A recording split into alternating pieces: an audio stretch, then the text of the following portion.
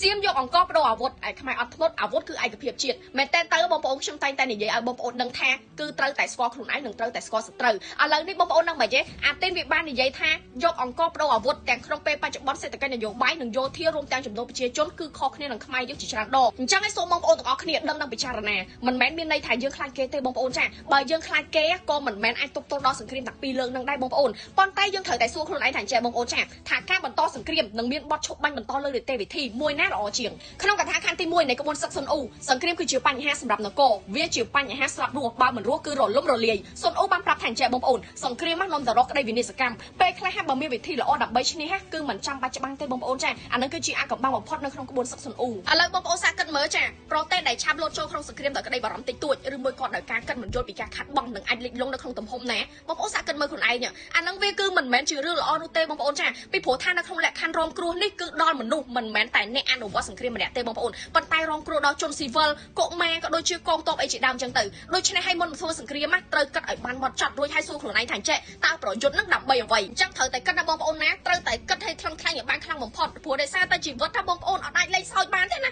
ាជីវិតមិនមែនដើរលក់តាមផ្សារត្រីផ្សារអីទេណាបងប្អូនចាអញ្ចឹងឲ្យដោយសុនអ៊ូក៏និយាយថាចេះកុំហឹងអាចរៀនដើរឡើងវិញប៉ុន្តែមនុស្សបើស្លាប់ហើយអត់អាចរស់មកវិញបានទេបងប្អូនចាអត់អាចរស់មកវិញបានទេមិនទៅបាញ់គ្នាបាញ់ហើយដល់ពេលហើយត្រូវតែស្លាប់ថ្ងៃនឹងហើយស្អែករស់មកវិញឬមួយក៏ស្លាប់ហើយវិលល្ងាចណាបងប្អូនដូចពាក្យចាស់លោកពោលថាមិនមែនស្លាប់ហើយវិលល្ងាចណាតែស្លាប់ហើយទៅបាត់ហើយបងប្អូនចាហើយជីវិតយើងមិនមែនដើរលក់តាមផ្សារត្រីឬមួយក៏ជីវិតអមតៈដូចតុក្កតាណាបងប្អូនឥឡូវខ្ញុំលើកឧទាហរណ៍តុក្កតាមួយចុះទោះបីកាប់ចាក់សម្លាប់គ្នាចេញឈាមកាត់ក្បាលដាច់ជើងដាច់អីក៏វានៅតែរស់មកវិញព្រោះដោយសារតែរបស់អស់ហ្នឹងគឺជាមនុស្សអ្នកបង្កើតតែយើងណាបងប្អូនចាជីវិតមានតែមួយណាមិនជាជីវិតមានតែមួយទេតែស្លាប់ហើយទៅបាត់ទេបងប្អូនអញ្ចឹងបានគេថាចូលគិតឲ្យបានខ្លាំងៗយ៉ាងខ្លាំងបំផុតមួយវិញទៀតបងប្អូនក្នុងពេលបច្ចុប្បន្ននេះក្រៅពីដាក់កុងតឺន័រនិងរេបឡាលុះខុសច្បាប់នៅលើទឹកដីខ្មែរយើងហើយពួកអាស៊ាននេះវាកំពុងតែចោទប្រកាន់ទៅលើខ្មែរយើងថាចេះចោទប្រកាន់ទៅលើការប្រើប្រាស់សមត្ថភាពយោធាជាពិសេសនឹងគឺប្រព័ន្ធការពារដែនអាកាសនឹងតែម្ដងពួកវាថាខ្មែរនឹងពង្រឹងឬមួយក៏ពង្រីកបន្ថែមសម្រាប់ការប្រើប្រាស់លើសង្គ្រាមជុំទី3ហើយបងប្អូនមានឆ្ងល់ទេថាហេតុអ្វីបានជាពួកវាចោទប្រកាន់ទៅលើខ្មែរយើងបែបហ្នឹងបងប្អូនចាបងប្អូនក៏បានដឹងដែរនៅក្នុងពេលបច្ចុប្បន្ននេះសង្គ្រាមមិនទាន់បានបញ្ចប់ទេបងប្អូនត្រឹមតែមានបទឈប់បាញ់ទេណាបងប្អូនណាគេកំពុងតែទិញអាវុធទំនើបរាប់ពាន់រាប់លានដុល្លារបងប្អូនចាមកដាក់កោជើងគ្នាបន្ថែមហើយនាំគ្នាកែនទ័ពកាន់តែច្រើនរៀបចំលេនដ្ឋាននិងការវឹកហាត់សមយុទ្ធដើម្បីត្រៀមប្រយុទ្ធអីចឹងទៅហើយពួកវា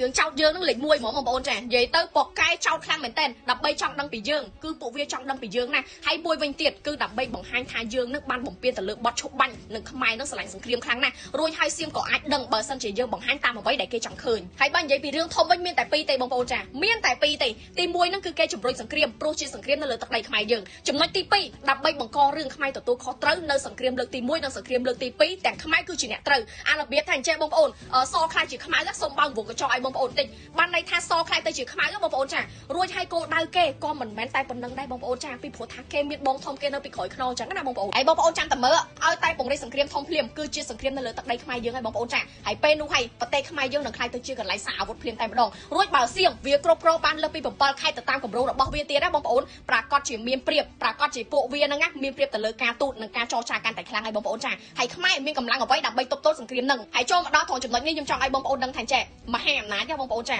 ប្រទេសមហាអំណាចគេរងចាំតែលក់អាវុធនោះទេបងប្អូនសៀមអាចនឹងគេយល់ពីចំណុចហ្នឹងអញ្ចឹងហើយទៅគេខំប្រឹងដុតយើងខ្លាំងមែនតើបងប្អូនចាដុតទាំងយប់ដុតទាំងថ្ងៃចោតចេះចោតចោតធ្វើមិនឲ្យតែយើងនឹងឆ្លើយតបជាមួយនឹងពួកគេដើម្បីឲ្យបន្តខ្លាចជាសង្គ្រាមធំដើម្បីឲ្យខ្លាចទៅជាឱកាសរបស់គេដើម្បីគ្រប់គ្រងនៅលើទឹកដីខ្មែរយើងកាន់តែធំបងប្អូនផែនទីអន្តរជាតិអាចជាសម្ពាធបើជាសង្គ្រាមទ្រង់ទ្រាយតូចប៉ុន្តែបើជាសង្គ្រាមធំមានមហាអំណាចចូលរួមទៀតផងនោះគឺផែនទីអន្តរជាតិក៏អាចខ្លាចទៅជាសម្ពាធមកលើយើងវិញដែរបងប្អូនចាព្រោះតែផ្អែកទៅលើកម្លាំងនិងផ្អែកទៅលើការគ្រប់គ្រងហើយតើអ្វីទៅគឺជាកម្លាំងបងប្អូនត្រូវដឹងថាចេះបើចម្បាំងនៅលើទឹកដីខ្មែរគឺប្រកាសណាស់100%ខ្មែរយើងគឺជាអ្នកខ្ទេចបងប្អូនណាហើយតើខ្មែរមានកម្លាំងប៉ុណ្ណាដើម្បីទប់ទល់អញ្ចឹងត្រង់កន្លែងនេះសូមបងប្អូនត្រូវតែយល់ណាបងប្អូនណាអ្វីទៅផ្អែកទៅលើការគ្រប់គ្រងលក់អាវុធដើម្បីផលប្រយោជន៍ឯមិត្តភាពគ្រប់គ្រងក៏ត្រូវតែឈរលើផលប្រយោជន៍ដូចគ្នាដែរហើយចុះបើខ្មែរបាត់បង់ទឹកដីកាន់តែច្រើនអានឹងគឺជាធម្មតាទេបងប្អូនចាការគ្រប់គ្រងក៏ត្រូវតែលំអៀងដែរអញ្ចឹងនេះគឺជារឿងដែលខ្មែរយើងត្រូវតែយល់ហើយយើងយល់ច្បាស់ណាបងប្អូនចាតាមរយៈប្រវត្តិសាស្ត្រនិងភូមិសាស្ត្រនយោបាយប្រែក្លាយប្រទេសខ្មែរជាទីកន្លែងសាអាវុធយើងប្រយុទ្ធតាំងពីសម័យលន់នល់ចូលមកដល់សម័យខ្មែរក្រហមនិងតស៊ូរហូតដល់មានកិច្ចព្រមព្រៀងទីក្រុងប៉ារីសនិងតស៊ូត្រេះរិះក្រុមមជ្ឈបាយឲ្យតែខ្មែរក្រហមហ្នឹង